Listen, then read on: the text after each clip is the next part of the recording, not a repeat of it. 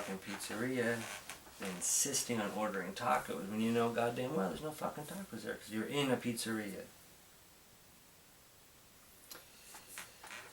Welcome to another episode of The Shed Light.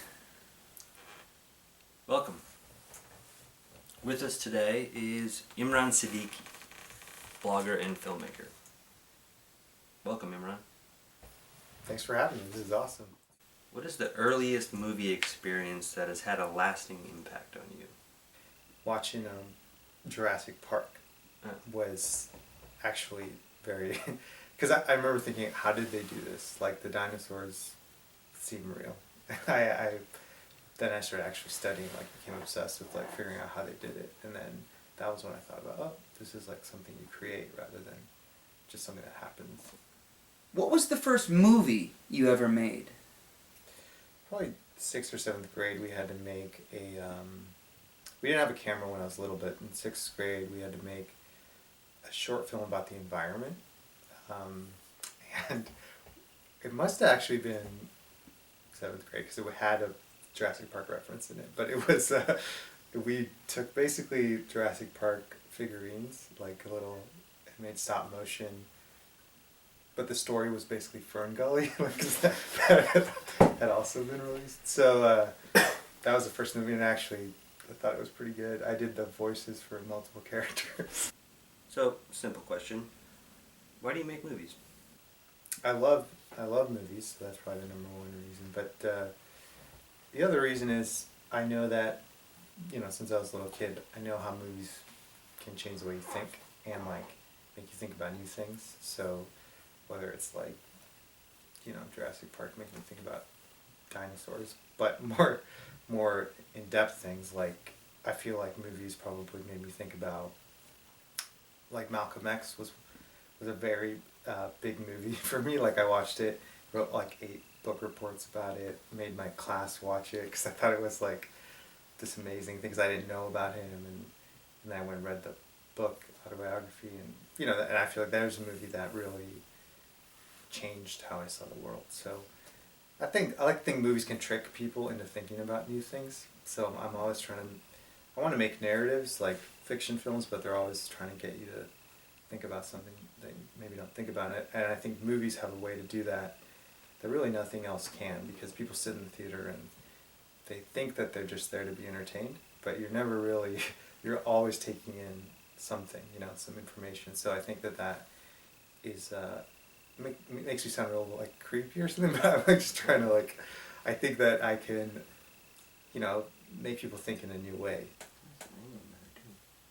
And that's another thing too. That's a good point, because the other amazing thing about movies is you can have that experience regardless of what the person looks like, which is always, I think particularly interesting to me. I could pretend that I'm a 80-year-old woman. I can pretend I'm a superhero, those kinds of things, and that allows me to feel empathy. So if I could be an 80-year-old woman, that's an experience I can't normally have. So I think movies have a way of making us understand each other that, again, is unique to the art form. If you don't see something on screen, or you don't see yourself on screen, you don't have that same experience of imagining yourself in certain circumstances. So I think, that's the cool thing about movies. On one hand, it makes you feel like you could be this 80-year-old woman, but on the other hand, it's oh, that's me. In a movie where you suddenly see you're someone who looks like you, that's a different kind of experience. So on a general level, I'd love to give more people those kinds of experiences. So trying to create images which are basically characters who are more diverse and inclusive. We've got a clip of your upcoming film. Let's take a look. Every day in the city, we pass the faces of so many strangers. On our way to and from work, on the bus, at the grocery store. In fact, we probably pass many of the same people every single day. The same strangers walking right by. So why is it that we remember some faces more than others? movies, all it takes is a glance. Love can begin from something as simple as eyes meeting. So I wonder what we're missing out on, if we're not really seeing everyone. What if our ideas of who is most beautiful, most memorable, most worth looking at are clouded, imperfect?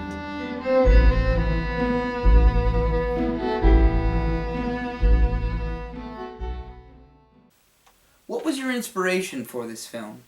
It's actually based on my own experiences. Like I used to take the ferry from from San Francisco to Larkspur, and then I would take a bus or something to Ross. And I would notice that in the mornings on my side, there's like 10 people waiting to go to Larkspur. Like who works in Larkspur? Like not that many people, but a lot of people come in, you know, on that ferry to work in San Francisco. So you'd have maybe a few hundred people walk by you, but you're just a group of like 10 or 20 people. So, and within that group of a few hundred people, I would recognize certain faces. Like I only went once a week, so I imagine people going every day, this would happen more often, but I'd be like, oh, that's that one dude that I see every day, you know, or like that's that one woman who I've seen like 100 times before.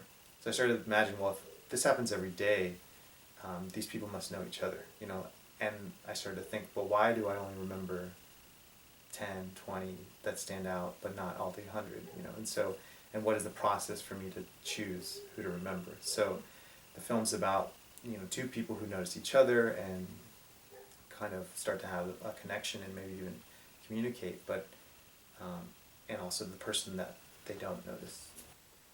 When do you plan to release your film, and what's next for you? The goal is, you know, to have it in a place where we can submit it to festivals within the next 2 months. Certainly by the end of the year, we hope that we can at least show people who supported the film version of it, and then next year it'll definitely be available for free online. And I'm working on another script, another short film script idea right now, and similar themes, but yeah, so just started that, but it's also about love and the way people look at each other, so it's probably what I'm always going to make movies about. Well, thank you, Imran, for joining us in the shed. It's a cool shed. Thanks, Imran. Thanks, everyone, for watching. Please subscribe and tune in next time.